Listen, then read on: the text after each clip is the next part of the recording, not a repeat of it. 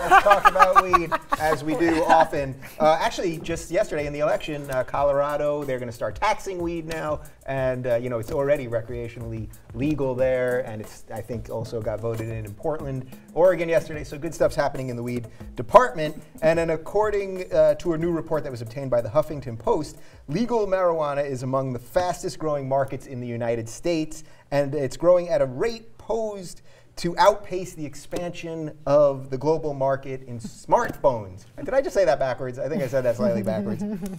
Anyway, researchers surveyed hundreds of medical cannabis retailers, processors, dispensary owners, and industry leaders over 6 months to a year. Researchers estimated that more than $1.43 billion worth of legal marijuana will be sold in 2013. That figure is expected to grow by 64% to $2.34 billion next year. Oh my gosh. By comparison, recent figures show the smartphone market expanded by 46% from 2012 to 2013. I'm going to go out on a limb here and say you guys are pleased with this and that there's no problem with the legal of. I have stock in Funyuns, so I am very happy, very, very happy about this. I don't personally partake in the legal or illegal, you know, drugs, but I can confirm that because we were at a party and I saw you just say no. I did. I'm not saying anything about myself. And everyone had their clothes on. Just want to. Totally. Yeah, clothed. we all had our totally clothes on, and I did say just say no. Yeah. But it was saying no because this Saudi chick wanted to drive. That's what I was talking about. I don't know if you. Yeah. But call back another callback. Yeah. I think that if we can tax this. Are we taxing this? Yeah. Well, Colorado is. Yeah. Colorado is. Yeah. So California needs to tax this. Desperately. We need to take this marijuana money and put it into our schools so that our kids can know marijuana gave me an education. But I mean, I think that we need to definitely grab onto some of that. It's a lot of money, and I think it should be legal, and I think it should, I don't think these dispensaries should be you know, shut down because federal people all of a sudden come in and go, hey, wait a second, we know it's legal in your state, but we're kind of, we don't like the fact that you guys are making money and we don't have anything to do with it, so we're going to shut it down just to spite you. So just to clarify that, so that's actually what's happening now. So even in California, where we could walk out of here and go within a mile, we could probably find 5 pot dispensaries. It's legal here in California, but the feds do come in sometimes and seize everything, take all the money, shut the place down and all that. Is this just one of these things sort of like gay rights where as equality comes around, people realize, oh, it didn't destroy straight marriage, it didn't destroy the army, everything's okay, and as weed gets legalized, people realize, didn't do that much bad stuff. Well, that's a key issue. I mean, as this younger population ages and they start voting, I mean, marijuana just isn't to these young people what it is to older folks now. And if you really look at research, most research doesn't point to any kind of negative effect that marijuana has on the human body. They're just kind of speculating that there's a problem.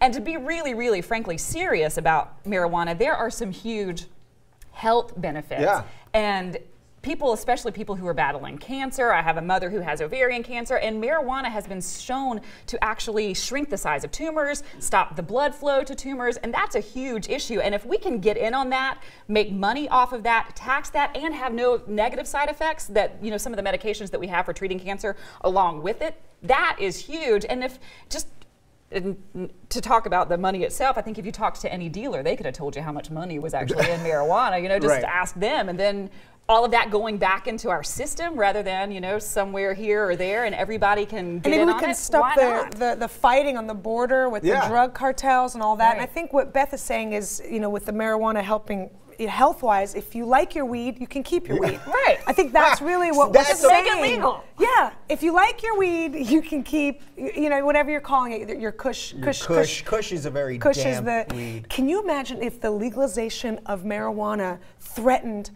gay marriage? Oh, and we came full circle. We fought so hard for equality in gay marriage, and then it just, If legalizing weed was going to cost gay marriage, I'd be okay with it. Is that the one that tips the scale for you? All right, so is part of this, though, the reason that it's taking so long with weed, sort of just the cliche thing about weed is when you smoke it, you're a little lazier. Well, so it's like the lobbyists. They're playing video games and, playing hacky sack. Right. So, it's hard to, get a real grassroots lobby, no pun intended, think about the people who are, in their 30s and 40s right now. They're part of the Just Say No generation. They're part of the Nancy Reagan, enforcing the different kind of lingo. They have that kind of in their heads that it's a bad thing. It's going to be a gateway drug to other drugs. And that's where the thought process is. But this younger generation is coming in with this idea that there are all kinds of health benefits. What do you make of the gateway drug thing? I find that to be the stupidest possible thing because it implies somehow that if you took weed away, that nobody would get into drugs, but you would just start at a harder drug, right? I mean, isn't it just bonkers? And the new thing would be cocaine would be the gateway drug, or right, heroin. Exactly. Or, heroin would be the gateway drug. That would not be good. Well, I mean, I ate glue as a child, and everyone said that's the gateway. But you just say that. But you don't smoke weed. I know, so there you go. So the gateway theory is gone. There was something.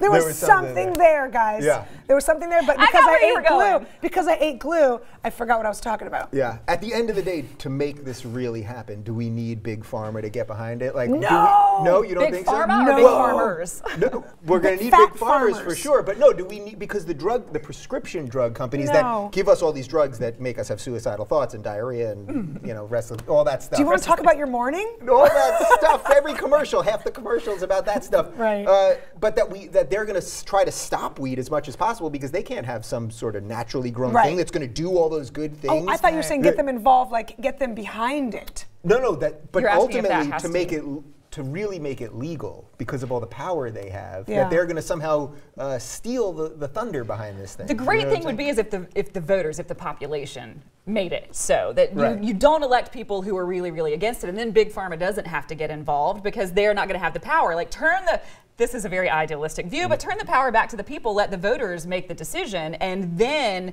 everybody else is going to have to catch up. And these people who are already doing it are going to be on the forefront of it, and they're going to end up making a lot of the money, and maybe some of the power will go away from Big Pharma, which will help with the healthcare industry. And that's what's happening right now. But that's my point, that's Big Pharma's fear. So I feel like automatically, just because of the amount of money they have, they're going to somehow get in on this and screw it up. Listen, you want to get your weed from some guy named Dirtman Sam who lives in Venice Beach, who you have to literally go underneath in a basement, in a crawl space to get to his apartment.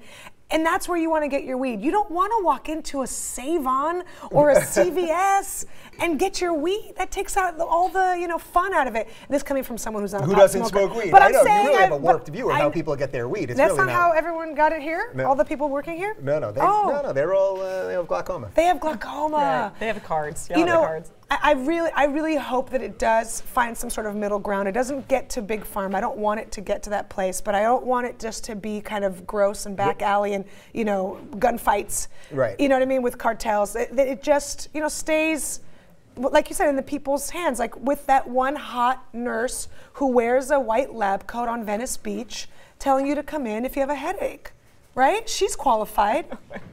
No one else knows what I'm talking about? We're getting our weed buying advice from the girl who doesn't smoke pot. Tell me you haven't seen that chick in a white lab coat on Venice Beach. Selling pot? Yes. Yeah? Yes. All right. Get yours there. We're going to take a little field trip to We got to Venice go Beach. down right now, all of us.